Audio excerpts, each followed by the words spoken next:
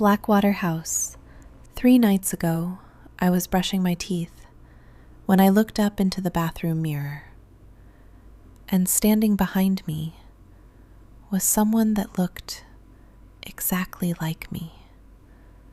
Same height, same face, same dark hair, just standing there in the dark hallway behind me, watching me. I spun around immediately. Nobody. The hallway was empty. But when I looked back at the mirror, the glass had fogged over. And slowly, from the inside, something wrote 3 words across the condensation. Not you yet.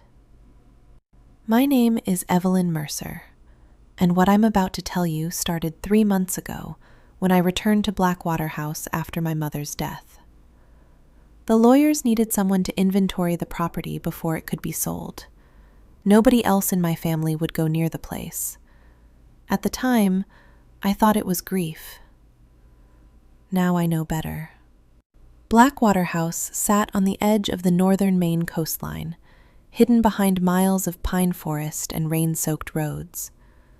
As a child, the house had felt enormous, but when I finally saw it again at 34 years old, it looked wrong.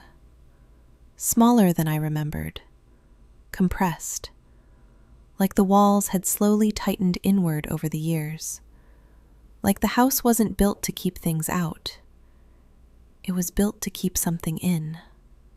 The moment I stepped through the front door, the entire place went silent. Not empty house silent, not abandoned building silent, the kind of silence you hear when something notices you. The air smelled like mildew, wet wood, and seawater trapped behind old walls. Then I remembered what happened there. My younger sister Lily disappeared inside that house when she was 8 years old. Not outside, not kidnapped from the yard. Inside. One moment she was running down the hallway laughing, and the next moment she was simply gone. The police searched for nearly 2 weeks. They found nothing. 6 months later, my father disappeared too. He went into the basement during a storm to restore the power.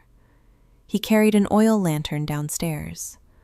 The lantern was later found sitting at the bottom step, still lit. My father was never seen again. That first night back in Blackwater House, I refused to sleep upstairs. Too many memories, too many sounds I didn't want to remember. Around midnight, every light in the house died at once, and a few seconds later, I heard 3 knocks directly above me. Slow, deliberate. 3 exact knocks. And the worst part was, Lily used to do that when we were kids. 3 knocks before running away laughing. For a second, before logic caught up with me, I almost called her name. Then came the footsteps. Bare feet moving carefully across the floor above me. Not random creaking. Not old wood settling. Whoever was up there knew exactly where to step to stay quiet.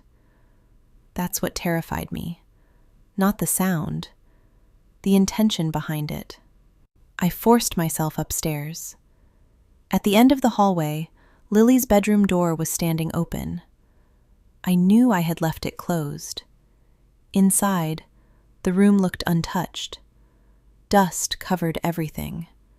Her stuffed animals, her crayon drawings, even the broken pencil still sitting on her desk.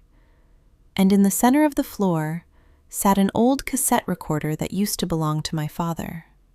Against every instinct I had left, I pressed play. At first there was only static. Then my mother's voice came through the tape, weak, trembling. Don't let it learn you. Then silence. A few seconds later she continued. It copies first, voices, habits, memories. I remember freezing when I heard that part, because suddenly, things I had spent 20 years trying to forget started coming back. My mother nailing the basement door shut every night, whispers moving through the heating vents, and Lily standing at the top of the basement stairs one morning when we were children, telling me there was another girl downstairs who wanted to know what we sounded like. "There's another girl down there, Evie. She wants to know what we sound like." Then the hallway lights flashed on for exactly 1 second. And during that single flash, I saw Lily standing at the far end of the hallway, barefoot, wearing her white nightgown, completely motionless. The lights died again immediately, but this time I heard breathing behind me. Slow breathing, close enough to touch. When I turned toward the closet, the door was already open. The walls inside were covered in writing, the same sentence repeated hundreds of times in crayon. "She is copying me. She is copying me. She is copying me." Then I heard my own voice downstairs, calling my name. Not similar to my voice, not close, exactly my voice. "Evelyn, come downstairs."